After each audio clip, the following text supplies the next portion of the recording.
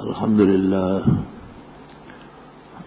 لله نحمده ونستعينه ونستغفره ونؤمن به ونتوكل عليه ونعوذ بالله من شرور أنفسنا ومن سيئات أعمالنا من يهده الله فلا مضل له ومن يضلل فلا هادي له ونشهد أن لا إله إلا الله وحده لا شريك له ونشهد أن سيدنا ومولانا محمدا أحمد عبده ورسوله صلى الله تعالى عليه وعلى آله وأصحابه وبارك وسلم تسليما كثيرا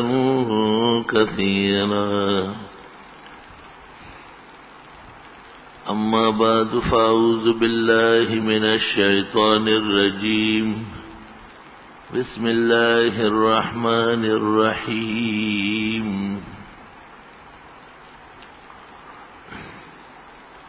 ووهبنا له إسحاق ويعقوب نافلة وكلا جعلنا صالحين وجعلناهم أئمة يهدون بأمرنا وأوحينا إليهم فعل الخيرات وإقام الصلاة وإيتاء الزكاة وكانوا لنا عابدين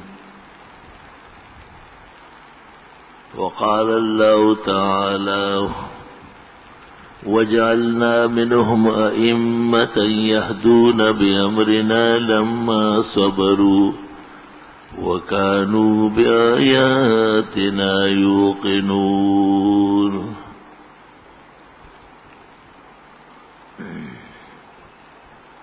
قابل قدر بزرگوں، محترم بھائیوں اور معزز سامعین،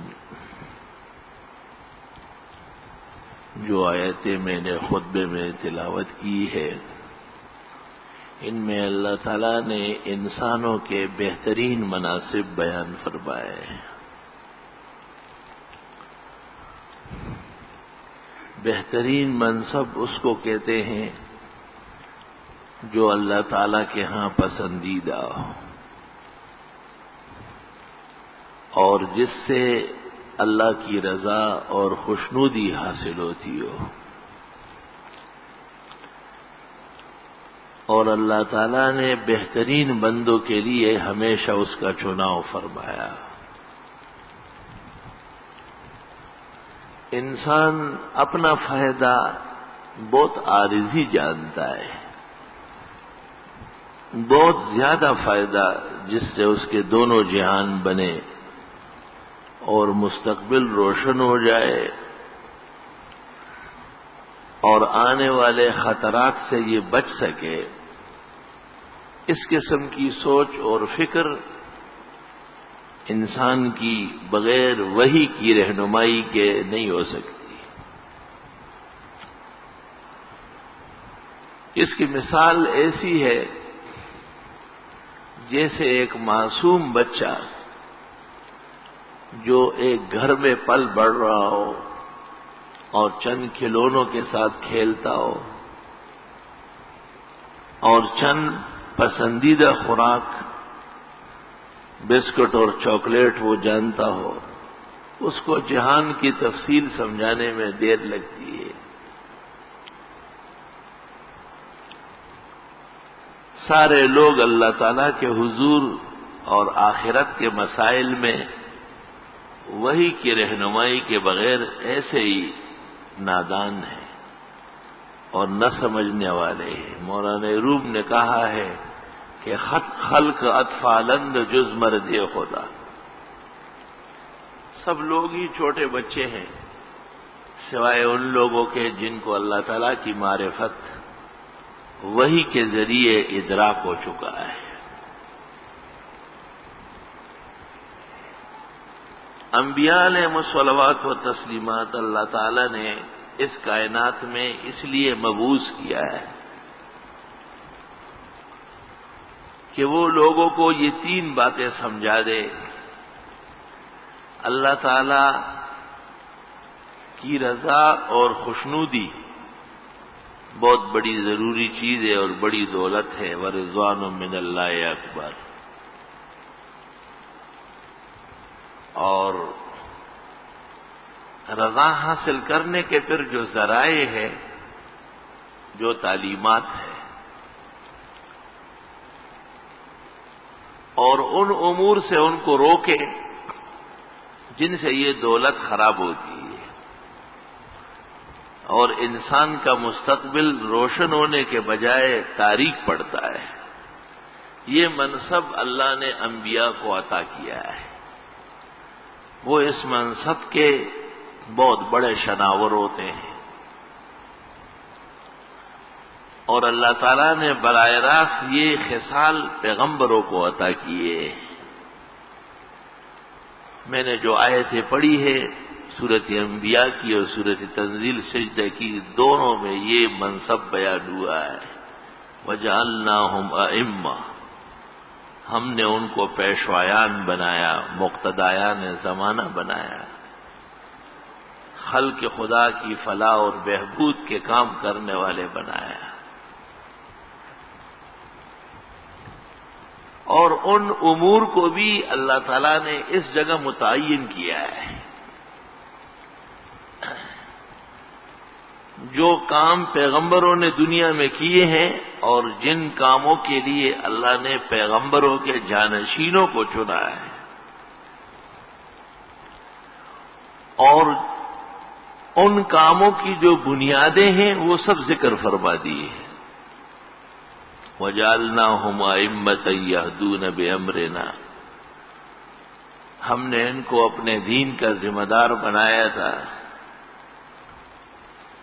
ہمارے حکم کے مطابق کام کرتے تھے.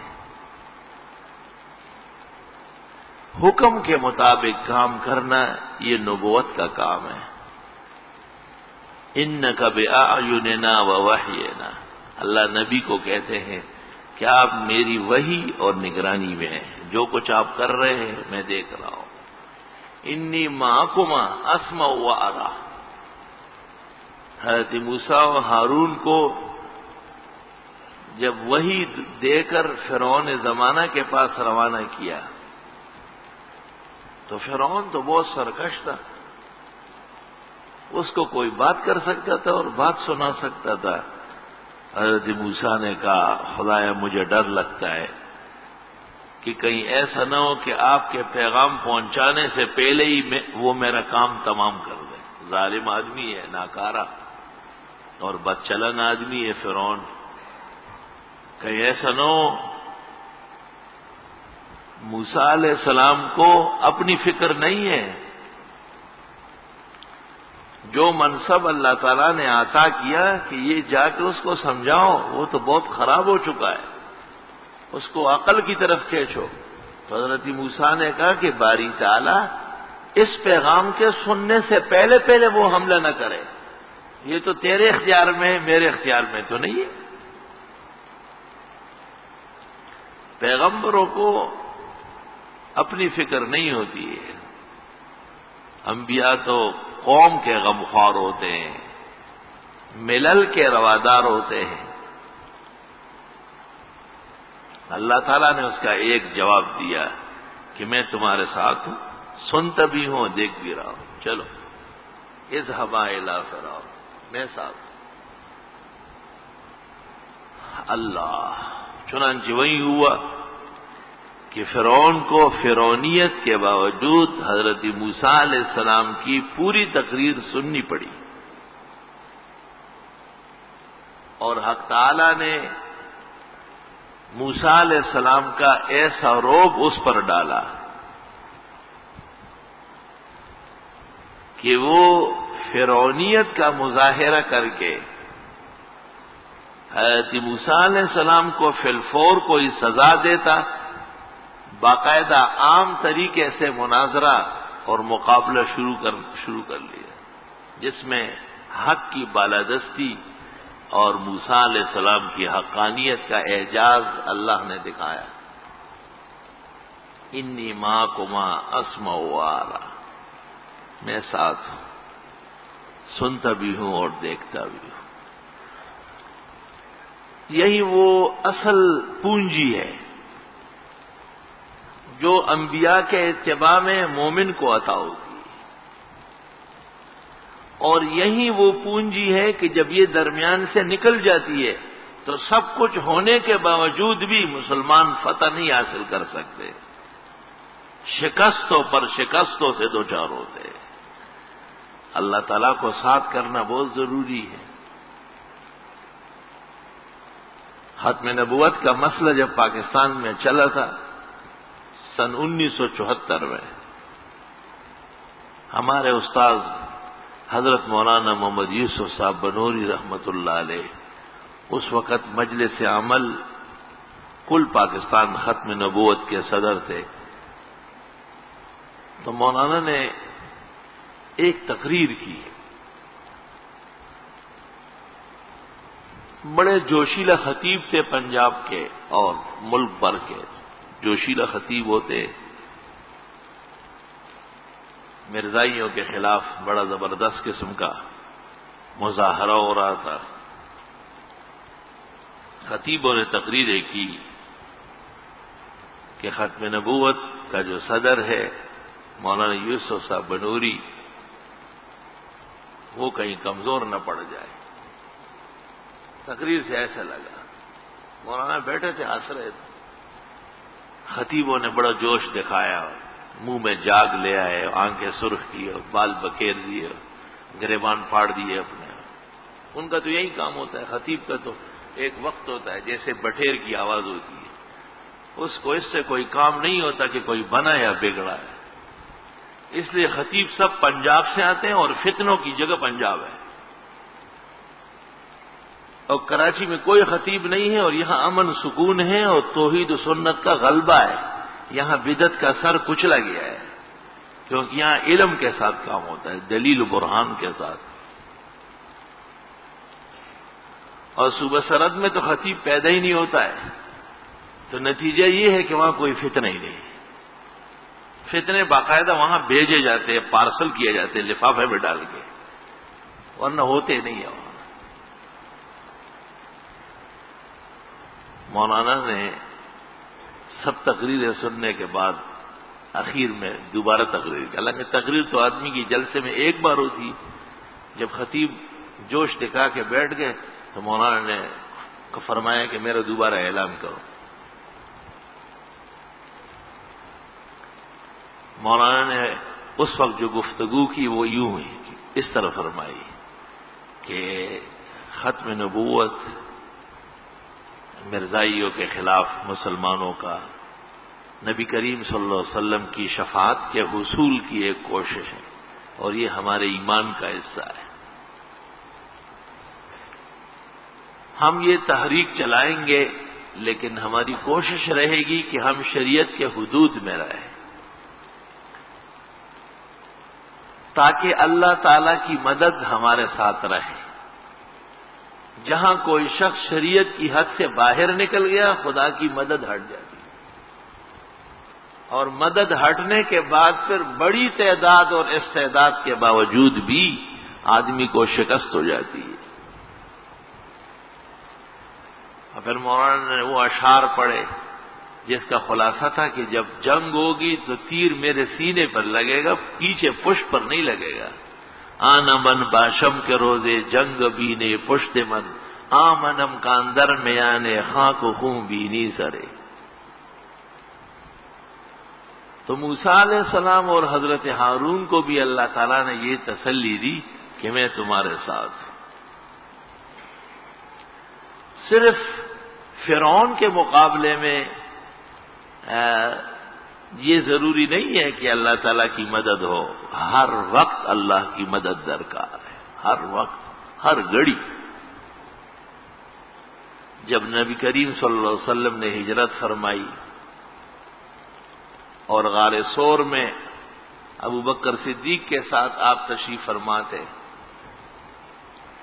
مشرکین نے بہت بڑی پلاننگ بنائی تھی حضرت کو پکڑنے کی اور سزا دینے کی، ان کا وہ منصوبہ بالکل ختم ہو گیا حضرت کے نکلنے سے. تو انہوں نے مختلف لوگوں کو مختلف اطراف میں بھیجا کہ کسی طرح پکڑے.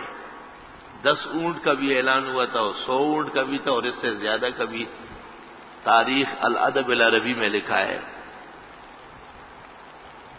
ابوبکر صدیق اور رسول اللہ صلی اللہ علیہ وسلم نے رات بھر سفر فرمایا. دن کو جب اجالا ہو گیا تو حکمت اور تدبیر کے پیش نظر غار ثور میں آرام کرنے کا فیصلہ کیا. اللہ تعالی کی مدد اور نصرت کے ساتھ ہونے کے باوجود اسباب اور تدابیر کا لحاظ کرنا بھی دین کا حصہ ہے. اسباب اور تدابیر کے استعمال کا حکم بھی حق تعالی نے دیا ہے اور ان کا استعمال بھی واجب ہے. جائز اسباب اور تدابیر. حضرت وہاں بیٹھ گئے اور ایسا بیٹھ گئے کہ باقاعدہ سو گئے. روایات متفق ہے کہ حضرت آرام کر رہے. دل مطمئن ہے، اللہ نے تسلی دی ہے، اللہ کے حکم سے ہجرت ہو رہی ہے. ان کے آدمی غار تک آتے تھے. وہ کھوج کے علم میں جزیرہ پوری دنیا میں اول نمبر تھا. وہ کوری مٹی کو اٹھا لیتے تھے، اس کو جھاڑ کے اس کو دیکھتے تھے کہ یہاں رات کو کتنے لوگ گزرے، دن میں کتنے گزرے. چپل پہنا ہوا آدمی بھی گزرا، یہ بغیر جوتے کے بھی گزرا، عورت بھی گزری، مرد بھی گزرا. یہ جو مرد گزرا ہے شادی شدہ نہیں ہے، یہ جو عورت گزری ہے بیوہ ہو چکی ہے. مٹی کو دیکھ کر کے اتنا علم ان کو حاصل تھا. اس لیے وہ غار تک آتے تھے اور پھر واپس جاتے تھے. قدم غائب. غار پہاڑ میں باہر پتھر لگے ہوئے، چھوٹا سا سوراخ ہے، بظاہر اس میں کوئی اندر جا نہیں سکتا ہے. اور واقعات بھی ہیں. مورخین و مفسرین نے جو لکھے ہیں والعہدۃ علیہ، اللہ تعالیٰ نے اس غار کو ایسا بنایا کہ اب ان کی توجہ ادھر نہیں ہو رہی ہے. حدیث صحیح میں ہے ابو بکر صدیق رضی اللہ تعالیٰ عنہ خوف زدہ ہوئے اور حضرت کو احساس ہوا. آپ نے یکدم بیدار ہو کے پوچھا کیا بات ہے؟ انہوں نے کہا یا رسول اللہ لو ابصر الی قدمیہ لرآنا، اگر نیچے جھک کے ایسا دیکھے تو دیکھ لیں گے. آپ ہنس پڑے. آپ نے فرمایا ما تقول فی اثنین اللہ ثالثہما، ایسے دو کو کون پکڑ سکتا ہے جس کا تیسرا اللہ ہے؟ ہم دو نہیں، ہم تو 3 ہیں، ہمیں کیسے پکڑ سکتے؟ ما تقول فی اثنین اللہ ثالثہما.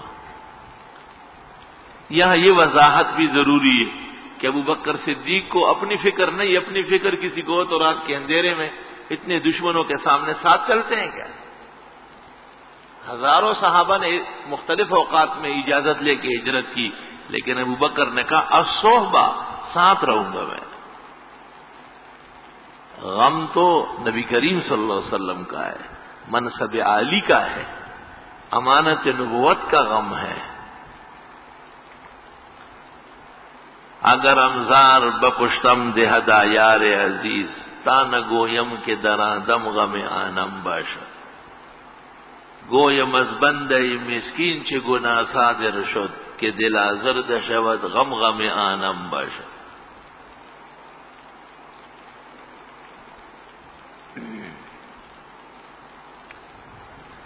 جب حضرت صلی اللہ علیہ وسلم اور حضرت ابو بکر 3 دن تک وہی رہے. حضرت اسماء ابو بکر صدیق کی بڑی بیٹی، وہ مکہ مکرمہ سے کھانا لے کے جاتی تھی اور حضرت فہیرہ بیڑ بکریاں چراتے چراتے وہاں پہنچ جاتے تھے اور دودھ نکال کے دے دیتے. اور بڑے واقعات ہیں اس میں. 3 دن میں مشرکین کا ابھار اور خمار ٹھنڈا ہو گیا. حضرت اور حضرت ابوبکر باہر نکلے. حدیث میں ہے ان دونوں بزرگوں کے ایسے سفید کپڑے تھے کہ دور سے چمکتے تھے. لوگ جب سفر پر روانہ ہوتے ہیں تو رنگین کپڑے پہنتے ہیں. میں نے کہا یہ غلط بات ہے.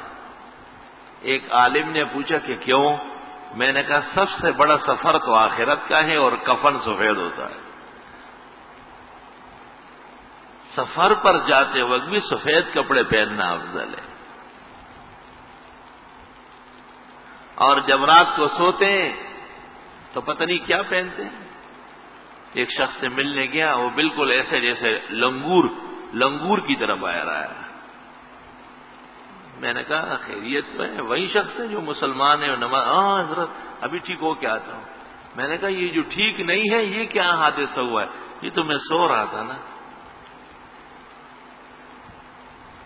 حدیث شریف میں تو ہے کہ رات کو سوتے وقت باوضو سو جائے اور دعا مانگے, اللہم اسلمت وجہی الیک وفوضت امری الیک والجأت ظہری الیک رغبتا ورہبتا الیک لا ملجا ولا منجا منک الا الیک آمنت بکتابک الذی انزلت وبنبیک الذی ارسلت.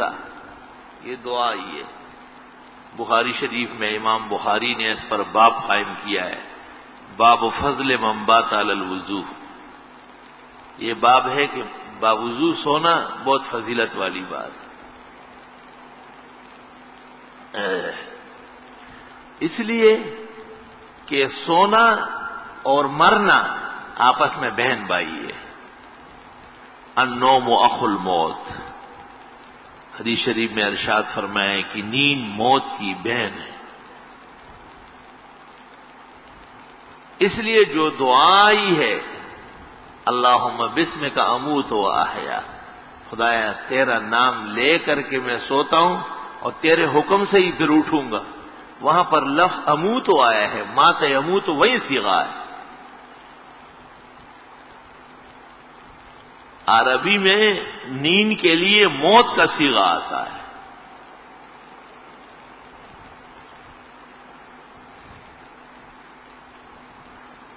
امام العصر حضرت اقدس مولانا سید انور شاہ صاحب رحمت اللہ علیہ نے شرح بخاری میں لکھا ہے کہ رات کو آدمی جب باوضو سو جائے تو اس کے پلنگ پر ملائک جمع ہوتے ہیں. فرشتے چاروں طرف. اللہ تعالیٰ کے خاص بندہ سو رہا ہے, اس کی حفاظت کے لیے فرشتے بیٹھے ہوئے. اور جب بے وضو سوتا ہے تو شیاطین جمع ہو جاتے ہیں. شاہ صاحب تو اتنا حیران ہے کہ فرماتے ہیں کہ مجھے تو ڈر ہے کہ یہ جو بے احتیاطی کرتے ہیں کہیں ان کا خاتمہ کفر پر نہ ہو جائے, کیونکہ کسی پلنگ پر جب اتنے شیطان رات بھر جمع رہے تو صبح ایمان کے ساتھ اٹھنا آسان نہیں ہے, بہت مشکل کام ہے. محدث ہے بہت بڑے, پورے جہان کی احادیث اور علم معلوم ہے, اس لیے پریشان ہے بہت.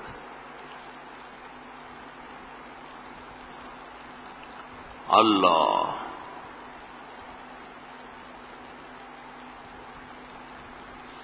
تو سفر پر جاتے وقت بھی سفید کپڑے پہنا کرو, اور رات کو سوتے وقت بھی صاف ستھرے عمدہ کپڑے پہن کے نماز کے قابل اور باوضو قبلہ رخ ہو کر دعائیں پڑھ کر کے سویا کرے. اور اپنے گھر میں اور دفتر میں اور جہاں آپ ہیں وہاں بھی یہ مسئلہ بیان فرمائیں. نبی کریم صلی اللہ علیہ وسلم کا نمائندہ بنے آپ. حضرت تو تشریف لے گئے دنیا سے, امانت امت کو چھوڑیے. اس کا بہت خیال کرنا چاہیے کہ ہم نبی کریم صلی اللہ علیہ وسلم کا کتنا کام کر رہے ہیں. حضرت کا تو بڑا کام ہے. قیامت کے آخری دن تک جتنے لوگ ہوں گے ان سب تک دین پہنچانا ہے. عالمی تبلیغ ہم پر فرض ہے. انفرادی تبلیغ فرض ہے، خانگی تبلیغ فرض ہے، معاشرتی تبلیغ فرض ہے۔ الا کلکم راع، حضرت کیسے پیارے جملوں میں سمجھاتے، سنو سب تم میں سے ہر ایک ذمہ دار ہے۔ وَكُلُّكُمْ مَسْئُولٌ عَنْ رَعِيَّتِهِ، اور ہر ایک سے سوال ہوگا اس کی رعایا کے بارے میں۔ وَالْمَرْأَةُ رَاعِيَةٌ عَلَى بَيْتِ زَوْجِهَا، خاتون خانہ وہ گھر کی ذمہ دار ہے۔ گھر میں ضرورت سے زیادہ چیزیں استعمال ہو رہی ہے، ایک مسلمان عورت ہو کر کے اسراف کرا رہی ہے۔ مالدار گھر کا یہ مطلب ہے کہ حدود شرع پامال ہو جائے۔ گھر میں جو ناجائز بات چیت ہے، سجاوٹ ہے، آمد و رفت ہے، یہ گھر کی عورت اللہ کے ہاں کروٹ لگانے والی ہے، اس سے سوال ہوگا، بچ نہیں سکتی۔ یا صفیۃ عامۃ رسول اللہ خذی ما شئت لا انفع لک عند اللہ یوم القیامہ، آپ نے اپنی پھوپھی کو کہا، حضرت صفیہ کو، کہ اے پیغمبر کی پھوپھی، جو لینا ہو یہی لے لو، قیامت کے دن عذاب سے نہیں بچا سکتا میں، اپنے آپ کو ٹھیک رکھو۔ یا فاطمہ بنت محمد صلی اللہ علیہ وسلم خذی ما شئت لا املک لک من اللہ یوم القیامہ، رواہ البخاری۔ اپنی بیٹی حضرت فاطمہ سے خطاب کیا، جو آپ کہے چاہے یہی مجھ سے لے لے، قیامت کے دن کے انتظار میں نہ رہے، وہاں ہر شخص کو حساب دینا ہے، حساب ٹھیک رکھے آپ۔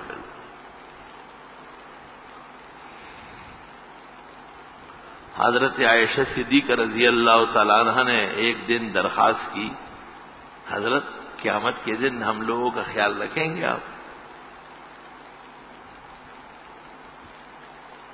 فرمایا 3 وقت ایسے ہیں کہ اس کا وعدہ نہیں کرتا ہوں، بہت سخت وقت ہوگا، بڑی پریشانی کی گھڑی ہوگی۔ ام المومنین حیران ہو گئی، کون سا وقت ہوگا وہ؟ فرمایا ایک تو عرش کے نیچے سے جب نامہ اعمال بکھرنے شروع ہو جائے،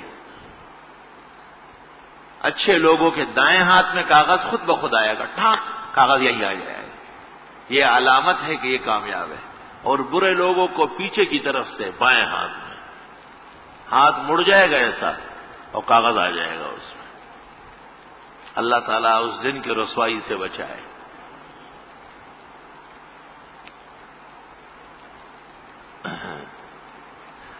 قیامت کے دن کا فیصلہ قیامت میں ہوگا اور ایمان و عمل کے ساتھ ہوگا۔ چند سال پہلے افغانستان سے ایک طالب علم آیا، طالب علم کا مجھ سے کوئی کام نہیں تھا، صرف پیغام لایا تھا۔ اس نے یہاں بیٹھ کر چائے بھی نہیں پی، کھانا اور رہنا تو درکنار۔ یہاں عصر کے بعد میں معمول کے مطابق بیٹھا تھا، وہ آیا، ہاتھ ملایا، بیٹھ گیا، کہنے لگا میں ایک پیغام لایا ہوں۔ ہم ایک ایسی جگہ میں تھے کہ ہمارا محاصرہ ہو چکا تھا، اور ہم سمجھے کہ بھئی تھوڑی دیر میں مخالفین آ کے ہم کو پکڑنا شروع کر دیں گے۔ کہ رات کو ہمارے امیر نے خواب دیکھا کہ قیامت قائم ہو چکی ہے اور عرش کے نیچے سے نام اعمال اڑ رہے ہیں، نام اعمال، اور لوگ بڑے پریشان ہیں۔ تو کہاں ہم بھی سب پریشانی میں دوڑ رہے ہیں، ادھر ادھر ادھر ادھر۔ اچانک دیکھا کہ یہی تخت لگا ہوا ہے اور بہت بڑا ہے، کہا وہاں آپ سب لوگوں کو بڑی تسلی سے نام اعمال دے رہے. تو کہا میں آیا ہوں. میں نے کہا کہ بھائی مجھے بھی دے دے. تو انہوں نے کہا یہ تو جنہوں نے دورہ تفسیر پڑھا ہے. میں نے کہا میں پڑھ کے تو آیا ہوں. تو کہا بیٹھ جاؤ. یہی وہ مجھے خوشخبری دینے آیا تھا. کہنے لگا اس خواب کے دیکھنے کے بعد اگلے دن معاشرہ ختم ہو گیا, ہم بخیر و عافیت نکل آئے وہاں سے. تو میں نے کہا وہ بڑا معاشرہ قیامت کا امید ہے, اللہ اس کو بھی ختم کرے گا اور بخیر و عافیت جنت جائیں گے خوش خوش ہو کے انشاءاللہ. یا ایتھا النفس المطمئنہ ارجعی الی ربک راضیۃ مرضیہ فادخلی فی عبادی وادخلی جنتی. تو حضرت نے فرمایا کہ ایک تو یہ وقت بہت سخت ہوگا جس وقت عرش کے نیچے سے نام اعمال بکھیرے جائیں گے. تو فرمایا وعدہ نہیں کرتا ہوں کہ میں تم لوگوں کا بھی خیال رکھوں گا. پوری امت کی فکر ہو. جب باہر کام زیادہ ہو تو گھر کے افراد کی فکر کیسے کی جاتی. اور دوسرا وہ وقت جب اللہ تعالیٰ کے سامنے ترازو لگ جائے اور لوگوں کی نیکیاں اور گناہ تلنے لگے. وہ سخت وقت ہو. اللہ آسان فرمائے اور ہماری نیکیوں کا پلڑا اللہ اپنے فضل و احسان سے باری کر دے اور گناہ سب معاف فرما دے اور معاملہ صاف فرما دے اور احسان فرمائے ہمارے ساتھ بہت زیادہ. ہم احسان کے سخت محتاج ہیں. لو کان لی یوم الطلاق مکانۃ عند الرؤوف لقلت یا مولانا. شیخ سعدی نے وہ گلستان کے اخیر میں کہا ہے کہ قیامت کے دن اگر مجھے کہنے کا موقع مل گیا تو میں کہوں گا کہ گناہ تو بہت زیادہ ہے لیکن ہم آپ کے احسان کے طلبگار ہیں کہ خدا احسان فرمائے ہمارے ساتھ. اور تیسرا وقت وہ ہے کہ جب جہنم کے اوپر پل صراط کا پل باندھا جائے گا. بخاری شریف میں بھی ہے اور صحیح مسلم جلد اول صفحہ 100 اور 101 و 102 103 و 4. یوضع الجسر علی حافتي جہنم. دوزخ کے کناروں پر پل باندھا جائے گا. ایک یہ کنارے ایک وہ. اور پل کیسا ہے؟ احد من السیف اور ادق من الشعر. صحیح مسلم. تلوار کے نوک سے زیادہ تیز اور بال سے زیادہ باریک. ویسے بھی اگر یہاں سے لے کر کے لانڈی تک ایک بانس رکھا جائے تو کوئی چڑھ سکتا ہے اس میں؟ کیسے گزرے گا؟ اگر نیچے نہ ختم ہونے والی آگ ہو اور اوپر ایک 4 فٹ کی پگڈنڈی بھی ہو تو یہاں سے آدمی چل رہا ہے تو خوف تو ہوگا. خوف کے مارے تو ویسے ہی یہ مرغا جو ہے یہ اوپر بیٹھا رہتا ہے درخت میں یا دیوار پر اور درندہ جو ہے وہ اس کو آ کے آنکھیں دکھا دیتا ہے تو اس کا سر چکرا کے نیچے گر جاتا ہے.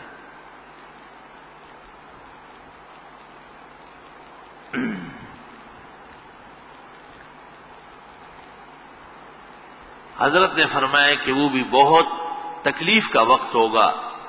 اور حدیث میں ہے لوگ پل صراط سے جہنم میں ایسا گریں گے جیسے ٹہنی کو ہاتھ میں پکڑ کے خزان کے دنوں میں اور آپ ایسا کریں اور سارے پتے جڑ جائیں. بس جتنے چھوڑیں گے سیدھے جائیں گے.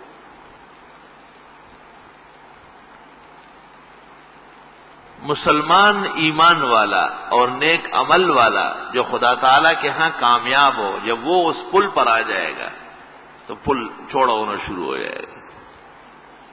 بخاری شریف میں ہے.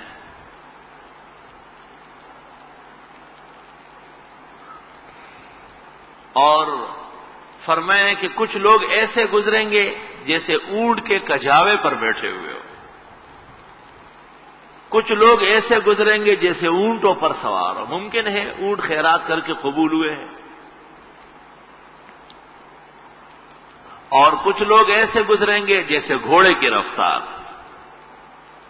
اور کچھ لوگ ایسے گزریں گے جو بجلی کی چمک کی طرح، بس یہاں سے قدم رکھو وہاں جنت میں پار لگ گئے۔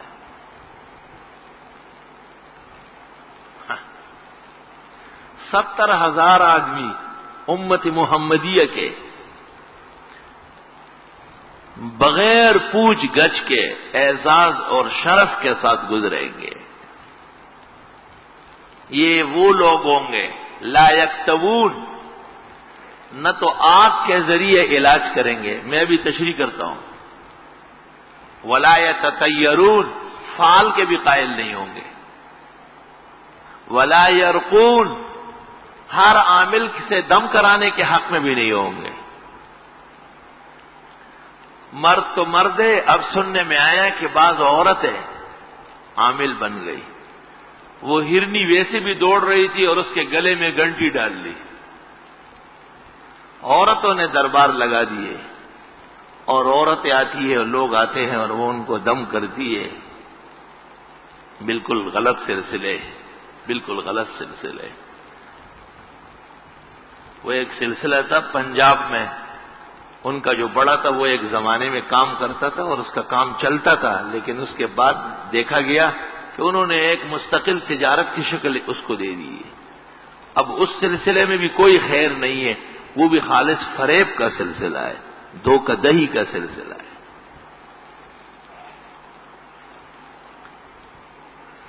اب مرد عامل اور ٹھگ کم تھے کہ اب عورتیں بھی ٹھگی کرنے پر اتر آئی ہے، اور خاوندوں کے بغیر عاملوں کے پاس جانا اور عاملوں کی باتیں سننا اور خاوند کو بھی متاثر کرنا کہ میرے بڑے تصورات ہیں اور میرے ساتھ بڑی روحانی طاقت آ گئی ہے۔ عورت کی سب سے بڑی طاقت جو ہے وہ خاوند ہے۔ جب خاوند ہی اتنا کمزور اور اتنا ڈھیلا ہو گیا کہ وہ گھر بیٹھا ہوا ہے، عورت جا کے لوگوں سے کرتبے سیکھ رہی ہے، کیا مردانگی ہے اور کیا غیرت ہے اور کیا عقل ہے۔ عجب سا زمانہ ہے، مردانہ زنانہ ہے اور زنانہ مردانہ ہے۔ عجیب دور آیا ہے، مردوں سے عورتیں بن گئی ہے اور عورتیں جو ہے وہ مرد بنتی چلی جا رہی ہے۔ لعن اللہ الرجال المتشبہین بالنساء، محمد الرسول اللہ صلی اللہ علیہ وسلم نے 1400 سال پہلے لعنت فرمائی ایسے مردوں پر جو عورتوں کے کام کرے۔ وَلَعَنَ اللَّهُ النِّسَاءَ الْمُتَشَبِّهَاتِ بِالرِّجَالِ، ایسی عورتوں پر لعنت جو مردوں کے کام میں دخل دے، مرد بننے کی کوشش کر رہی ہے۔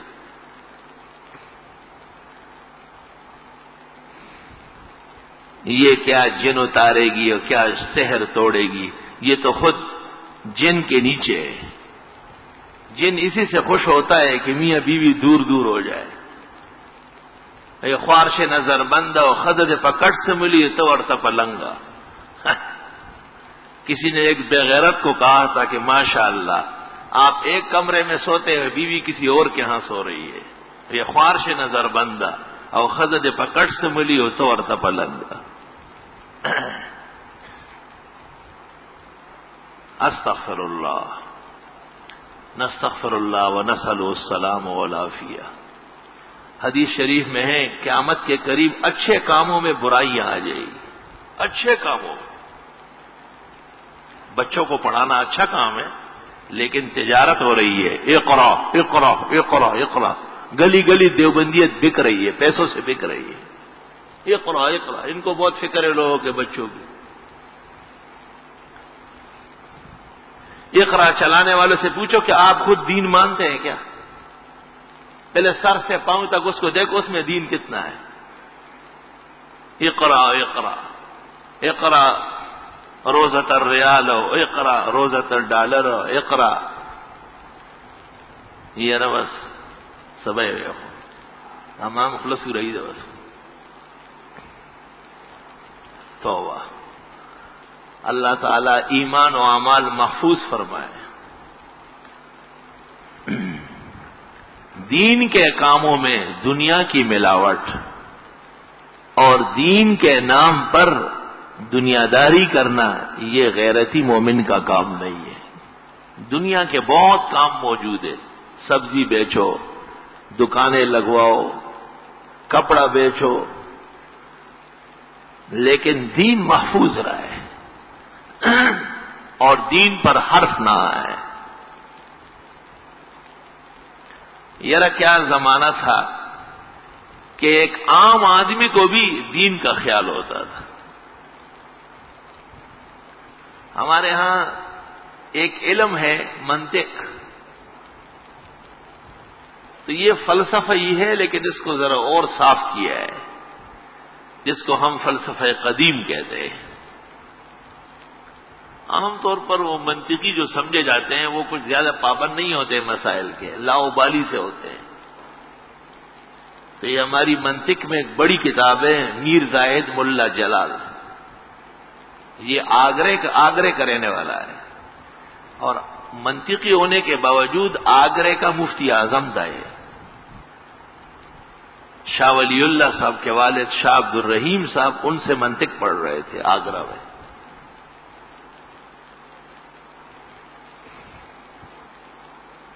تو میر زائد نے شاہ عبد الرحیم کو کہا کہ پیسے لو اور بازار جاؤ، کباب لے آؤ، روزہ افطار کرنا ہے، ذرا چٹپٹی چیز سے روزہ افطار ہو جائے۔ وہ جب وہاں گئے کباب خریدے، وقت قریب تک کباب لے آئے، اذان ہو گئی، میر زائد ملا جلال نے کباب توڑ دیا، کباب کھایا۔ شاہ عبد الرحیم یہ کباب زیادہ نہیں دیے ہیں، 1 روپے کے تو اتنے کباب نہیں ہوتے ہیں۔ کہا جی حضرت اس کا ایک مقدمہ آپ کی عدالت میں چل رہا ہے، تو کبابی نے کباب اس لیے زیادہ دیے تاکہ کل آپ ان کا خیال رکھیں۔ تو میر زاہد نے کہا یا ظالم افسدت علینا صومنا سائرنا، وکم وقت کہیں گا میرا روزہ برباد کرا دیا آپ نے، رشوت کے کباب سے روزہ افطار ہو گیا ہے۔ منطق کے استاذ کا یہ عالم تھا اس وقت، اس میں اتنا تقوی موجود تھا کہ وہ رشوت کی چیزوں سے بچتا تھا۔ منطق پڑھاتے ہوئے فلسفہ، اس میں اتنا ایمان تھا۔ یا ظالم افسدت علینا صومنا سائر اليوم۔ آج فقہ اور حدیث پڑھاتے ہوئے بھی خوف خدا نہیں ہے۔ زمانہ کہاں سے کہاں پہنچ گیا ہے۔ دنیا کے ذریعے کمانا یہ عبادت ہے حلال طریقے سے، لیکن دین کو تختہ مشق بنانا، اور ہمارے اس محلے میں ایک مرزا ہی رہتا تھا، میں اس کو جانتا تھا۔ ایک دن میرے پاس آیا کہ میں بھی اقرا کھول رہا ہوں۔ میں نے کون سا اقرا؟ کہا آپ والا۔ میں نے کہا وہ کیوں؟ کہا اس بہانے بچے آتے ہیں، اسکول چلانا ہے نا، بچے آ جائیں گے۔ میں نے کہا تم یہ مجھے کہتے ہیں آپ افتتاح کر لے، تو میں نے کہا کہ 2 باتیں، ایک تو آپ بورڈ لگا لیں کہ مرزا غلام احمد قادیانی واقعتاً کافر مرتد تھا اور یہاں اس کی تعلیم نہیں دی جائے گی۔ تو وہ اتنا تیار ہو گیا کہ آپ آ کے اعلان کر دیں میں نہیں لکھوں گا اپنے حضرت کے خلاف، میں کیوں لکھوں؟ زمانہ ایسا بگاڑ کی طرف چلتا چلا جا رہا ہے۔ اور اورنگزیب عالمگیر رحمت اللہ علیہ کے زمانے میں ایک بیروپیہ تھا۔ بیروپیہ شکلیں بگاڑتا ہے اور بدلتا رہتا ہے، مختلف انداز ہوتے اس کے۔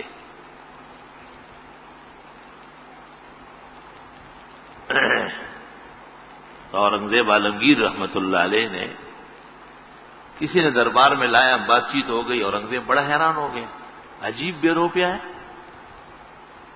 کہ ہر روپ میں آ سکتا؟ ہاں بالکل، ایسے روپ میں آ جاؤں گا کہ آپ پہچان نہیں لیں گے۔ بادشاہ کو کہا، اورنگزیب انتہائی درجے کا ذہین و ذکی تھا، اس نے کہا جس شکل میں بھی تم ہوں گے میں پہچانوں گا۔ نہیں پہچان سکے گی۔ کہا پھر؟ کہا چلو اگر تم نے کبھی ایسی شکل اختیار کی کہ میں نہ پہچان سکا تو میں تمہیں اتنے 100 دینار یا درہم دوں گا جو اس زمانے کا سکہ تھا. اس نے کہا ٹھیک ہے. بے روپیہ چلا گیا. سال 2 سال 3 سال بعد مشہور ہو گیا کہ فلاں جنگل میں اللہ والا بیٹھا ہے پیر صاحب. اب تو پیر صاحبان بنگلوں میں اتر آئے لوگ وہاں تک نہیں جا رہے ہیں. پیروں کو پتہ چل گیا کہ اب پہاڑوں پہ چڑھنے والے نہیں ہیں لوگ, اب تو کوٹھیوں میں اتر آئے, بڑی آبادی میں بڑی کوٹھی میں بیٹھ کر تاکہ شکار بڑا ہو جائے. اس زمانے میں لوگ جنگل اور پہاڑوں میں جا کے اللہ والوں کو ڈھونڈتے تھے. اورنگزیب کو کسی نے بتایا, وزیر نے, کہ بادشاہ سلامت ایک زبردست کامل ولی وہ پہاڑ میں بیٹھا ہوا ہے, بس ہاتھ اٹھاتے ہی بیڑا پار. پیر نمی پرن موریدان اور امی پرانن. فارسیان کہتے پیر ایک دن بھی نہیں اڑا, مرید کہتے ہمارے حضرت کیا بات ہے, کیا اڑتے ہیں, چوتھے آسمان میں اڑتے ہیں. پیر صاحب یہاں سے وہاں تک چلان نہیں مار سکتے غریب, دوسرا پکڑ کے اٹھاتا ہے اسے, لیکن یہ کہتے کہ نہیں وہ اڑتا ہے, خزاں میں اڑتا ہے. پیر نمی پرن موریدان اور امی پرانن. خیر اورنگزیب کو کہا کہ بادشاہ سلامت بہت ضروری ہے اس کی خدمت میں باریابی. ایک دن بادشاہ تیار ہو گیا, موڈ میں تھا, اور وزیر سے کہا چلو گا چلے. شاہی گھوڑوں پر بیٹھ کر اس پہاڑ میں پہنچ گئے.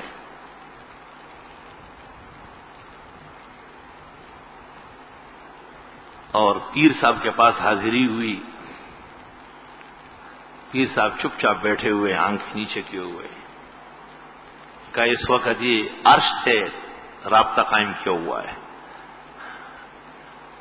درمیان میں کوئی آ نہیں سکتا ہے.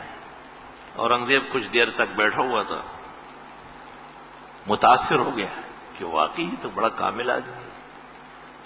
2-3 بکسے جو دینار اور درہموں کے بھرے ہوئے تھے وہ اتار دیے حضرت کی خدمت. حضرت نے آنکھیں اٹھائے, بڑی سختی سے ہاتھ ہلایا کہ پھینکو باہر. تو مریدین جو تھے انہوں نے مجبوراً بکسے اٹھا کے بادشاہ کو کہا کہ واپس کر دیے. بادشاہ کا اعتقاد اور بڑھ گیا, بھئی پیسے ہی نہیں لیتے.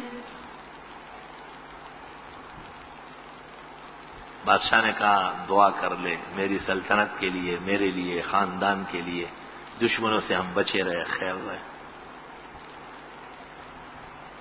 چل. جب بادشاہ پہاڑ سے نیچے اترنے لگا یہ بے روپیہ بھاگا کہ لاؤ میرے پیسے دو. آپ نے تو پہچانا؟ بادشاہ نے کہا ہوا وہ تھے. کہا بالکل, میں نے آپ کو کہا تھا کہ نہیں پہچانو. بادشاہ نے کہا ٹھیک ہے یہ آپ کے 300 انعام ہے, یہ لے لے. لیکن یہ بتاؤ مجھے کہ اگر خاموشی رہ لیتے تو میں تو 3-4 بکسے بھر کے لایا تھا, وہ لے لیتے, رکھ لیتے. ان 300 کے پیچھے آپ دوڑتے ہوئے آئے. تو بے روپیہ نے کہا کہ بادشاہ سلامت یہ تو میرا دھندا ہے, اس کے ذریعے میں کماتا ہوں, اور وہ جو میں نے شکل بنائی وہ بزرگوں کی, دین والوں کی تھی, اس کو بدنام نہیں کرنا تھا, اس پر پیسے نہیں لینے میں نے. وہ تو اللہ والوں کی شکل ہے, اس میں یہ کام کیوں کروں گا؟ اللہ کے نیک بندوں کی طرف انگلی اٹھے گی کہ یہ بادشاہوں سے ہدایہ اور سوغات قبول کرتے ہیں. ایک زمانہ ایسا گزرا ہے لوگوں کو دین کے تحفظ کا اتنا زبردست خیال تھا, پورے خون اور مٹی میں اور جسم کے رگ رگ میں اللہ کے دین کی حفاظت اور اس پر غیرت رل مل گئی تھی. یہ ہو نہیں سکتا تھا کہ ہماری وجہ سے دین کو نقصان پہنچ جائے. آج مسلمانوں میں سب کچھ ہے لیکن یہ جذبہ کمزور پڑ گیا ہے. وقتی فائدے کے لیے, تھوڑی سی خوشی کے لیے, صرف اپنے آپ کو اوپر رکھنے کے لیے دین کو آگ لگا لیتے. اور یہی نقصان کی بات ہے, یہی وہ بات ہے اور راز ہے جس سے اللہ کی مدد ہٹ جاتی ہے. اصل دولت تو یہ ہے کہ اللہ راضی رہے اور اللہ کی مدد اور نصرت شامل حال رہے. خداوند تعالیٰ کی نصرت اور مدد کے ساتھ رہنے کے بعد چھوٹے چھوٹے اعمال، معمولی سی نیکیاں، وہ اللہ کے ہاں زوردار ہو جاتی. وہ خوش ہے. جب اللہ تعالیٰ خوش ہو تو ایک دفعہ اللہ کہنے سے عرش اور فرش کے درمیان حجابات ہٹ جاتے ہیں.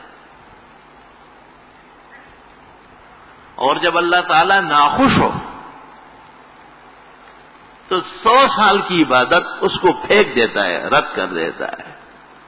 اللہ تعالیٰ نے حضرت جبریل کو کہا کہ اس شہر کو الٹ دو، ختم کرو اس کو. جبریل اس شہر میں آئے، اس میں دیکھا کہ ایک نیک بندہ ہے خدا کا، وہ اپنی زمین میں ہل چلاتا ہے اور جب وہ فصلیں ہو جاتی ہے صرف اس کی روٹی کھاتا ہے اپنے ہاتھ کی. یہاں مصلی بچھا ہوا ہے، لوٹا رکھا ہوا ہے پانی سے بھرا ہوا، یہاں 2 رکعت پڑھ کر دعا مانگ کے پھر وہاں جاتا ہے، ہل چلاتا ہے. ادھر بیل پہنچ جاتے، وہاں رک جاتا ہے. وہاں بھی درخت کے نیچے مصلی بچھا ہوا ہے.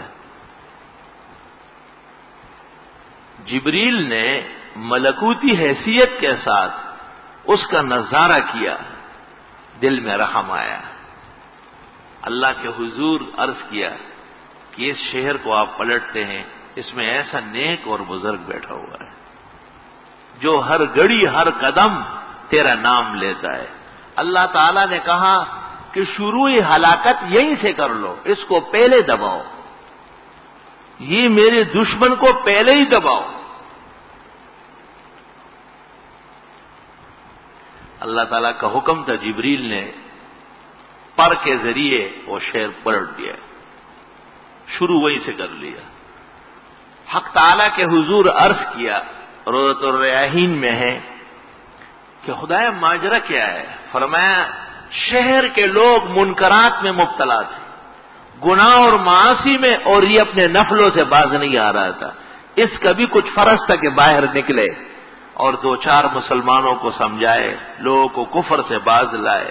نہیں، بس اس کا یہی کام ہے کہ 2 رکعت وہاں پڑھے اور 2 پھر وہاں پڑھے، 2 رکعت ادھر پڑھے اور 2 اس گلی میں پڑھ لے. بس یہ اس کا کام تھا. ان رکعتوں کے علاوہ اس نے میرے دین کا کوئی کام نہیں کیا ہے، اس لیے ہلاکت یہیں سے شروع کر لو. اللہ اس لیے فرماتے ہیں وَلْتَكُمْ مِنْكُمْ أُمَّةٌ، تم میں ایک جماعت ہونا چاہیے. اللہ، اور سن لو ذرا بات کو سمجھا کرو نا. جمعے میں اتنے سویرے آتے ہو، دیکھ کے مجھے شرم آتی ہے کہ میں 10 منٹ 15 منٹ اپنے وفاداروں کی وجہ سے ذرا دیر سے آتا ہوں. یہ جو آیت نازل ہوئی ہے نبی کریم صلی اللہ علیہ وسلم پر نازل ہوئی، یہ تو سمجھتے ہیں آپ. اور پیغمبر سے بڑھ کر دین کا کام کوئی نہیں کر سکتا، اور پیغمبر بھی محمد الرسول اللہ صلی اللہ علیہ وسلم.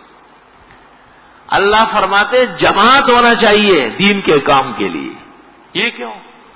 پیغمبر تھے اور اس کے بعد تشریف لے گئے، صحابہ کرام موجود تھے اور ایک وقت آ گیا کہ ایک بھی نہیں رہا. مجتہدین و محدثین کا دور تھا، وہ بھی مکمل ہو گیا.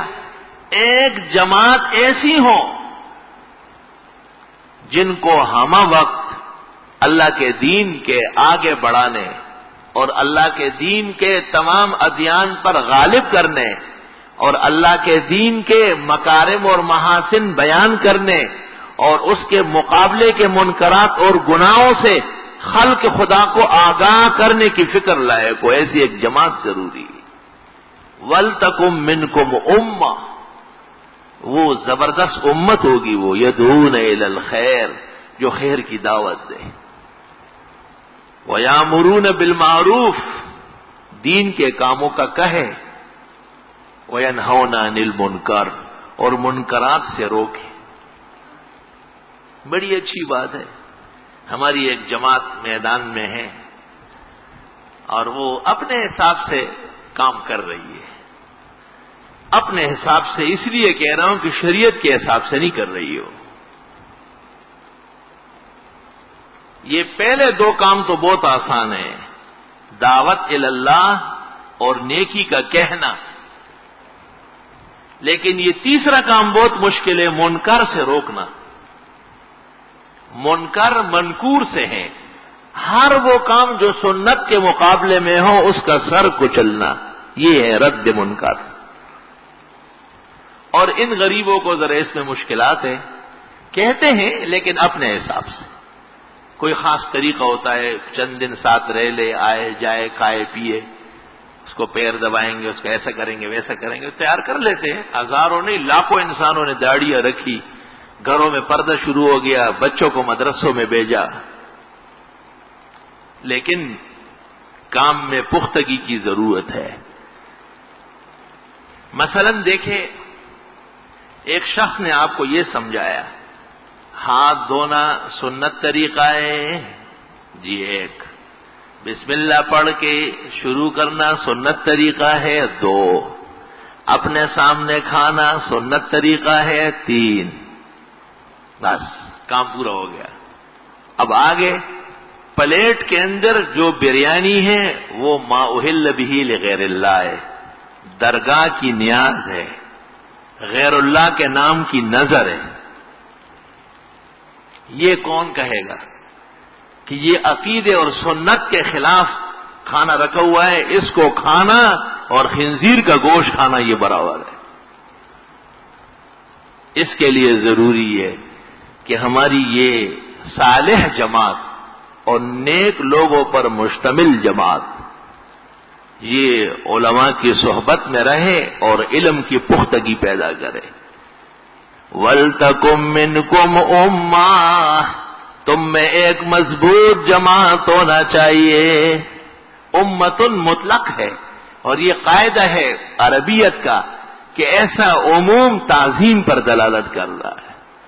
امتن محکمتن، ایک ایسی امت اور ایسی تکڑی جماعت ہو جس کو اول سے اخیر تک دین کا پتہ ہو، صرف فضائل نہیں مسائل بھی معلوم ہو. یأمرون بالمعروف وینہون عن المنکر، دین کے کاموں کا کہیں، بے دینی کے کاموں سے روکے. وَأُولَئِكَ هُمُ الْمُفْلِحُونَ، یہی لوگ کامیاب ہوں گے. وَلَا تَكُونُوا كَالَّذِينَ تَفَرَّقُوا وَاخْتَلَفُوا، مت بنو ان لوگوں جیسے جنہوں نے عقائد تبدیل کیے اور اعمال میں بدعت ڈالی. التفرق فی الاعتقاد والاختلاف فی الاعمال. من بعد ما جاءہم البینات، جب ان کے پاس دین کی واضح دلیلیں آ چکی ہیں. وَلَهُمْ عَذَابٌ عَظِيمٌ، اور ایسوں کے لیے عذاب ہوگا بہت بڑا. یہاں یہ بات یاد رکھے کہ تفرقہ اور اختلاف اہل حق کبھی بھی نہیں کرتے. تفرقہ اور اختلاف اہل باطل کرتے، یعنی اہل حق بنو اور اہل باطل بننے سے بچ کے رہو. آیت کا حاصل یہ ہوا. یہاں ایک لکھا پڑا آدمی آیا، بڑا لکھا پڑا تھا، اور حقیقت یہ ہے کہ نیک آدمی تھا، میں اس کی نیکی کا قائل ہوں. مجھ سے کہا کہ یہ اختلاف ختم ہو جاتا تو اچھا تھا. میں نے کون سا اختلاف؟ دیوبندی اور بریلوی اختلاف. میں نے کہا وہ تو ختم ہے، آپ ختم نہیں کر رہا ہے. کہنے لگے کیا مطلب ہے؟ میں نے کہا اختلاف جو کرے اس کو کہو گے کہ ختم کرو، یا جو نہ کرے اس کو کہو گے؟ تو کہنے لگا نہیں جو کرے. تو میں نے کہا ہماری اذان وہ ہے جو مدینہ اور مکہ میں ہو رہی ہے، اس میں تبدیلی نہیں ہے. آپ اذان سے پہلے اور اذان کے بعد تبدیلی روک لیں. ہم وہ درود پڑھتے ہیں جو نماز میں پڑھا جاتا ہے. اور جو پیغمبر کا بتایا ہوا ہے آپ اپنا جعل سازی کا درود روک لیں. من گڑت میڈین کمپنی بریلوی اس کو روک لیں آپ. اور اگر نہیں روکتے تو میں نے کہا یہ گز و یہ میدان آج کی تاریخ 1 سال کی مہلت دیتا ہوں. جو الفاظ یہ پڑھتے ہیں یہ اسلام کے اندر پیغمبر کی زندگی میں صحابہ امام ابو حنیفہ کی فقہ میں دکھا دو مجھے یہ الفاظ کہیں بھی نہیں. جناب نبی کریم صلی اللہ علیہ وسلم نے پورے زمانے نبوت میں 23 سالہ وحی کے دور میں ایک دفعہ بھی الصلاۃ والسلام علیک یا رسول اللہ یا نبی اللہ یا حبیب اللہ یا شفیع المذنبین نہ کسی کو بیان کیا ہے اور نہ آپ نے کسی سے سنا ہے. صحابہ نے نہ یہ الفاظ سنے ہیں نہ پڑھے ہیں. یہ گز و یہ میدان ممبر پر بیٹھ کر 22 لاؤڈ اسپیکر چل رہا ہے. میں کہتا ہوں کوئی دکھا دے مجھے کہاں ہے. موجودہ اسلام میں نہیں دکھا سکتے, کوئی اور بنانا پڑے گا, کوئی اور بنانا پڑے گا جس میں صرف مرتے وقت 39 کھانوں کی وصیت ہوتی ہے. ایسا نیا اسلام بنانا پڑے گا. اس اسلام میں تو مشکل ہے اختلاف. میں نے کہا آپ مہمان ہیں, مجھے خوف ہے کہ آپ ناراض نہ ہو. ایک بات کہوں آپ سے, اختلاف کتنی جگہوں میں ہے؟ 3 جگہوں میں اختلاف. الفاظ اور ہیں, کھڑے ہو کر ہیں, بلند آواز سے کہنے لگا. تو میں نے کہا الفاظ وہ لے لو جو پیغمبر نے بتائے نماز والے, اور بیٹھ جاؤ نبی نے قاعدے میں درود رکھا ہے, اور اپنا اپنا پڑھو. آہستہ اختلاف ختم ہوئے ہیں نہیں ہوئے؟ اور میں نے کہا اختلاف ان کا ہم سے ہے, ان کا اختلاف محمد الرسول اللہ صلی اللہ علیہ وسلم سے ہے, ہم سے نہیں. ہم کیا ہے, ہماری کیا حقیقت ہے؟ درود پیغمبر نے مقرر کیا, قولوا اللہم صلی علی محمد. صحابہ سے فرمایا تو صحابہ تو کھڑے نہیں ہوئے کہ جی بس ہم مستی میں آ گئے اور بڑا شوق ہے اور ہماری محبت ہے آپ سے. جب بیٹھ جاؤ نماز میں اور اخیر میں پہنچ جاؤ, یہ بھی نہیں فرمایا کہ جب درود شریف کا وقت آ جائے تو سب مل کے پڑھو, اپنا اپنا آہستہ آہستہ میرا بتایا ہوا. تینوں اختلافات ختم ہو گئے. وَلَا تَكُونُوا كَالَّذِينَ تَفَرَّقُوا وَاخْتَلَفُوا. مت بنو ان لوگوں جیسے جنہوں نے عقائد و اعمال میں شگاف ڈالے ہیں, صاف ستھرا دین کو ٹکڑے ٹکڑے کر دیا ہے. کیسے بدعتی تقریر کر رہا ہے. بدعتی کو کیا تقریر آتی ہے؟ وہ تو خدا کے نبی کی دشمنی سمجھاتا ہے. اس کا ہر بیان قرآن اور سنت کے خلاف ہے, ہر ادا اس کی قرآن و سنت کے خلاف ہے.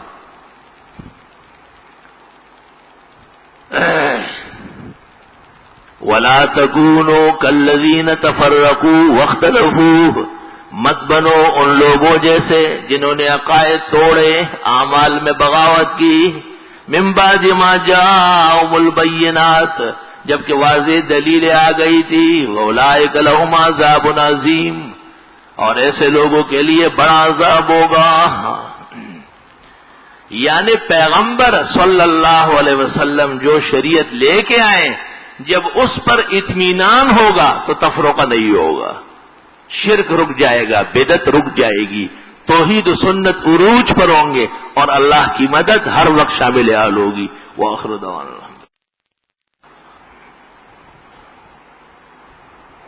اللہ جمیع خطیات تقصیرات معاف فرما, نئے بیماروں کو صحت شفا عطا فرما, مسلمان مرحومین کی مغفرت فرما, مسلمان ملکوں کی پریشانیاں دور فرما. فلسطین, چیچنیا, بوسنیا, الجزائر, بالخصوص افغانستان, ہندوستان میں مسلمانوں کی مدد فرما. پاکستان میں آئین شرعی کو نافذ فرما. اغیار اور ان کے ناکارہ آثار سے ہماری حفاظت فرما. جن لوگوں نے دعاؤں کے لیے کہا ہے اللہ ان کی دعائیں قبول فرما. جو کہنا چاہتے تھے نہیں کہہ سکے, اللہ ان کی مشکلات حل فرما. اللہ نئی نسل کو پاک صاف فرما. اللہ قائد توحید و سنہ عام فرما. شرک و بدعت کے اڈوں کو ہدایت عطا فرما. ان کے سرغنوں کو مسلمان فرما. اللہ ان کے افتنان سے عالم اسلام کو اور مقدس روایات کو محفوظ فرما.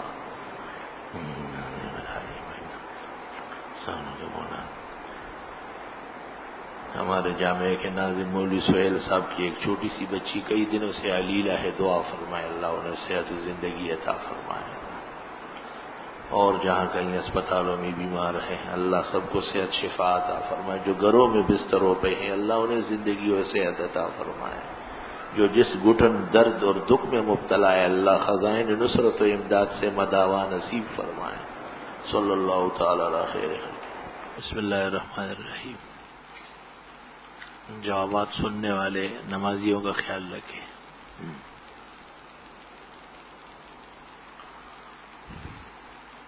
قیام اللیل کا وقت کب سے شروع ہوتا ہے، کب ختم ہو جاتا ہے؟ عشاء کے بعد سے شروع ہوتا ہے اور صبح صادق پہ ختم ہو جاتا ہے۔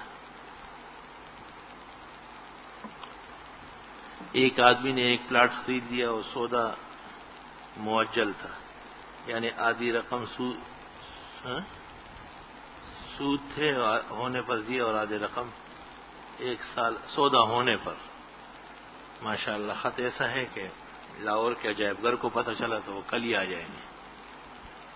کم از کم آدمی جب کسی کو پرچی لکھے تو سوچ سمجھ کے لگے۔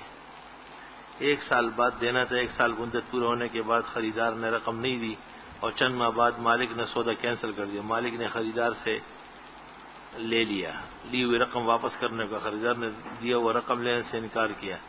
اب یہ ایک مسئلہ ہے کہ بیانہ روک سکتے ہیں یا نہیں۔ فقہاً تو جائز نہیں ہے، لیکن لوگ اس طرح ایک دوسرے کو نقصان پہنچاتے ہیں، تو اس کے نقصان سے بچنے کے لیے متاخرین نے کچھ اجازت دی ہے۔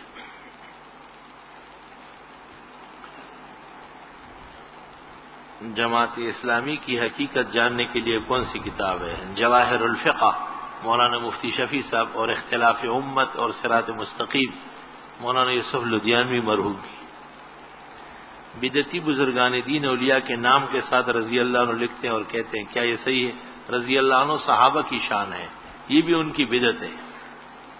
کچھ لوگ رزاق، داتا، رحیم، جبار، غفور وغیرہ رکھ لیتے ہیں، ان کو ان ناموں سے پکارتے ہیں۔ رزاق اللہ ہے، بندے کو رزاق کہنا گناہ ہے۔ داتا اللہ ہے، بندہ داتا نہیں، البتہ بندے کو رحیم، جبار کہہ سکتے ہیں۔ غفور کا اطلاق بھی ہوا ہے۔ کچھ نام ایسے ہیں جو بغیر اضافت کے نہیں، جیسے رزاق یہ اللہ کا نام ہے، بندے کو عبد الرزاق کہنا ہے اور عبد الغفار کہنا ہے، غفار کہنا ناجائز ہے۔ صحیح بات یہ ہے کہ جبار بھی نہ کہے، عبد الجبار۔ احمد رضا خان مسلمان تھا یا کافر؟ مشرک اور بدعتی تھا، اس سے آپ کی تسلی نہیں ہوتی۔ کچھ لوگ سفید داڑھی اور بالوں میں مہندی لگاتے ہیں، بالکل سرخ اور بالکل کالے دونوں کی ممانعت آئی ہے، سرخ اور کالے رنگ کو ملا کے لگائے۔ حدیث میں تو حنا اور قتم دونوں ہیں نا، حنا کہتے ہیں مہندی کو اور قتم کہتے سیاہ رنگ کو، دونوں ملا لے۔ حضرت صلی اللہ علیہ وسلم کی پیدائش اور وفات 12 ربیع الاول کو ہوئی ہے۔ پیدائش تو 9 ربیع الاول کو ہے اور وفات 12 کو ہے۔ مفتی رشید نے تو لکھا کہ نہ پیدائش اور نہ وفات 12 ربیع الاول کو ہوئی۔ وفات تو بالاتفاق 12 ہے، البتہ ولادت میں اختلاف ہے۔ درست اور صحیح یہ ہے کہ 9 ربیع الاول ہے۔ جہاں میری رہائش ہے وہاں اہل بدعت کی الغار ہے۔ فجر کی اذان کے بعد کچھ لوگ گلیوں میں چکر لگاتے، بلند آواز میں کہتے ہیں الصلاۃ خیر من النوم۔ کیا یہ صحیح ہے؟ یہ بھی بدعت ہے ان کی۔ یہ تو مؤذن کا کام ہے کہ اذان کے ساتھ کہے۔ اگر گلیوں میں لوگ اذانیں دینے لگے تو یہ صحیح کام ہوگا؟ کیا انبیاء اولیاء کی طرح تمام انسان اپنی قبروں میں زندہ ہے؟ کفار بھی زندہ ہے لیکن ان کو عذاب ہو رہا ہے۔ بخاری شریف کتاب الغسل میں کہ حضرت ام سلمہ نے حضرت عائشہ سے غسل کا طریقہ پوچھا تو آپ نے ابو سلمہ کو غسل کا طریقہ عملاً بتایا۔ نہیں، وہ روایت اس طرح نہیں ہے، اس میں اختصار ہو گیا۔ ام المومنین نے ایسے ہاتھ سے دکھایا کہ بس پانی ایسا اور ایسا ڈال لیتے تھے، یہ نہیں کہ نہا کے دکھایا ہے۔ عملی کثیر سے نماز فاسد ہو جاتی ہے، کیا نماز میں دونوں ہاتھوں سے قمیص سیدھی کرنے سے نماز فاسد ہو جاتی ہے؟ مولانا مفتی کفایت اللہ صاحب نے یہی فتویٰ دیا ہے، کفایت المفتی میں۔ پچھلے دنوں اخبار میں پڑھا کہ اب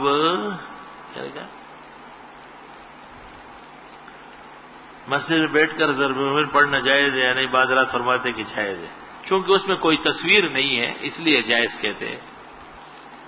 میں نے سنا ہے کہ داڑھی منڈوانا زنا کے برابر ہے، گناہ ہے، گناہ واجب و سنت موقدہ قصدن ترک کرنا بہت گناہ ہے، شفاعت سے محرومی کا اندیشہ ہے، بغیر توبہ کیے مر گیا تو مغفرت رک جائے گی۔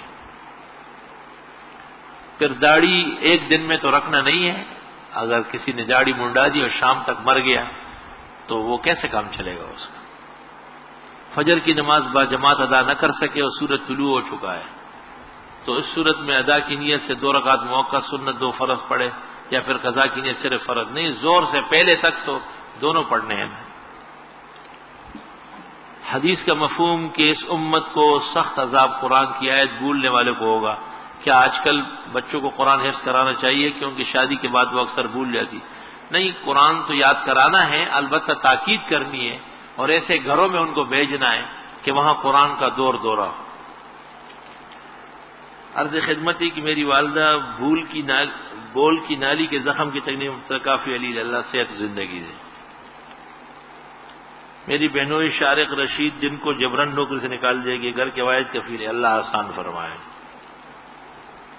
قرآن خوانی ٹیوشن تراویح جو پیسے لینا بھی دے تو کو تخت مش بنانا ہے، پھر آپ ان کو کیسے جائز کہتے ہیں؟ واضح ہے کہ یہ صرف آپ کے تفردات میں سے یہ وہ تفرد ہے کہ جو تواتر سے مضبوط ہے، کیونکہ حدیث صحیح میں تو اجازت آئی ہے، ان خیر ما اخذتم علیہ اجرا کتاب اللہ۔ تفرد اس کو کہتے ہیں کہ جس کی دلیل نہ ہو، یوں سمجھ لیں کہ جو اس کے خلاف ہے وہ متفردین ہے۔ انشورنس کمپنی میں کام کرنا صحیح ہے یا نہیں؟ چیزوں کا بیمہ جائز ہے تو انشورنس کمپنی میں کام بھی جائز ہوگا، اور حیات اور زندگی کا انشورنس منع ہے۔ آج کل علماء مطلقاً منع کرتے ہیں، اس لیے بچنے میں خیر ہے۔ بینک کا پیسہ مسجد میں دینا صحیح ہے یا نہیں؟ نہیں، بینک کا پیسہ پہلے کسی غریب اور مسکین کو بغیر نیت ثواب کے دے، پھر وہ اپنے طور پہ دے۔ پتہ یہ کرنا ہے کہ مولانا اشرف علی رشید احمد گنگوئی کا مولانا زکریا کاندیل شبیر کی کتابیں پڑھنا صحیح ہے، تذکرۃ الرشید ارواح ثلاثہ۔ ان حضرات کی کتابیں پڑھنے سے ایمان نصیب ہوگا، اعمال نصیب ہوں گے۔ یہ تو توحید و سنت اور ہندوستان کے مسلمانوں کے سرچشمے ہیں، یہ نہ ہوتے تو مبتدئین کی وجہ سے آج نکاح اور حلال و حرام سب مل چکے ہوتے۔ صدقات اور خیرات میں فرق بیان فرمائیں، جو فرق 150 اور 150 میں ہے وہی فرق ہے۔ میری مستقل رہائش مکہ مکرمہ میں ہے، آج کل میں پاکستان آیا ہوں، کیا واپسی پر عمرہ کرنا ضروری ہے؟ امام ابو حنیفہ رحمہ اللہ نے آفاقیوں کے لیے کہا ہے کہ جب بھی وہ جائیں عمرہ کرے۔ اگر ایک شخص نماز کی حالت میں سجدے میں دونوں پاؤں اٹھاتے قصدن، اس کا کیا ہوگا؟ مولانا مفتی کفایت اللہ نے عملی کثیر کی وجہ سے ایسے شخص کی نماز کو فاسد کہا ہے۔ ایک شخص نماز روزے کا پابند ہے، سنت کا بھی احترام کرتا ہے، جہاد پر جانے کا بھی شوق رکھتا ہے، مگر گھر والوں کی عزت نہیں کرتا، والدین کا نافرمان ہے اور اپنی والدہ کو اپنا دشمن سمجھتا ہے جبکہ وہ اس کا بہت خیال رکھتی ہے، یہ شخص جہنمی ہے، دوزخ جانے والا ہے۔ اس کے جہاد نماز کا کوئی اعتبار نہیں ہے۔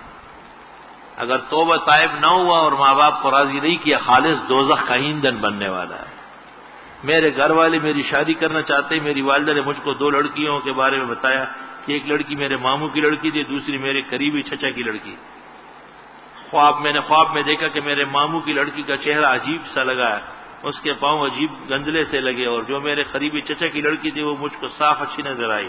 بسم اللہ کرے، ویسے بھی شران بھی باپ کی طرف کے رشتہ داروں کا حق پہلے ہے، ماں کی طرف کا بعد میں ہے، لیکن ماں زوراور ہوتی ہے، وہ اپنے لوگوں کو لاتی ہے۔ اصولاً باپ کا جو رشتہ ہے پہلا حق ان کا ہے، ان کے بعد ماں کے لوگوں کا ہے۔ آپ کو تو اللہ نے کامل رہنمائی دی، اس پر بھی آپ عمل نہ کریں تو بدنصیبی ہوگی۔ میں حفظ کی طالبہ ہوں، ماشاءاللہ 17 پارے یاد کر چکی ہوں۔ اکثر خواب میں اپنے دانتوں کو ٹوٹتے ہوئے دیکھتی اور خود کو بہت تکلیف میں پریشان دیکھتی اور بیمار بھی بہت رہتی ہوں۔ بہرحال آئندہ یہ خواب آپ کسی کو بیان نہ کریں، اور یہاں بھی لکھ بیچ کر بہت زیادتی کی اپنے ساتھ۔ توبہ استغفار کرے اور اپنی صحت، جسم کے اعضاء اور رشتہ داروں کی زندگی اور عافیت کی دعائیں مانگے۔ کاروبار کے سلسلے میں رہائش 100 کلومیٹر دور ہوتا ہے، کبھی صبح کبھی دن میں کبھی رات میں، سفر کے دوران نماز کس طرح ادا کی جائے گی؟ 100 کلومیٹر سے کیا 48 میل بن جائیں گے انگریزی؟ بس 48 میل دور آپ جا رہے ہیں، جب بھی وہاں جائیں گے آئیں گے، جب تک اپنے شہر داخل نہ ہو مسافر ہوں گے، 4 فرض 2 پڑیں گے۔ میں نے ایک آدمی کو 1 لاکھ روپے قرضہ دیا، اس قرضے پر سال گزر گیا، کیا میرے اوپر قرضے کی زکات؟ جی ہاں بالکل، آپ کے پیسے آپ کے اوپر زکات لازم ہے۔ محمد اقبال کے لیے اللہ صحت و شفا دے۔ کیا اقرا کے تمام اسکول غلط ہے؟ تقریباً غلط ہی ہے، تجارت ہو رہی ہے، مودودی یہ وہ یہ بقیہ باتوں کی کوئی ضرورت نہیں ہے۔ شیخ القرآن مولانا غلام اللہ خان کے بارے میں اور شیخ القرآن مولانا طاہر کے بارے میں، حضرت شیخ القرآن مولانا غلام اللہ خان تو دیوبند کے ناموس، عزت اور افتخار تھے۔ پنجپیر مولانا سے بھی بہت بڑے عالم اور بہت باکردار انسان تھے، بعض مسائل میں ان کا تشدد ناگفتبے ہے۔ ہم نے کسی بات پوری ہونے کے لیے صدقے کے لیے بکرا مانا تھا کہ 1 بکرے میں صدقہ دیں گے، کیا ہم صدقے کے بکرے کا گوشت خود گھر لے سکتے ہیں؟ صدقہ کیسے ہوگا جب آپ خود ہی کھا رہے ہیں؟ پھر تو بہتر یہ کہ وہ نوٹ جو بکرا خریدتے ہیں ایک جیب سے نکال کے اپنی دوسری جیب میں اتار دیں، صدقہ ہو جائے گا آپ کا۔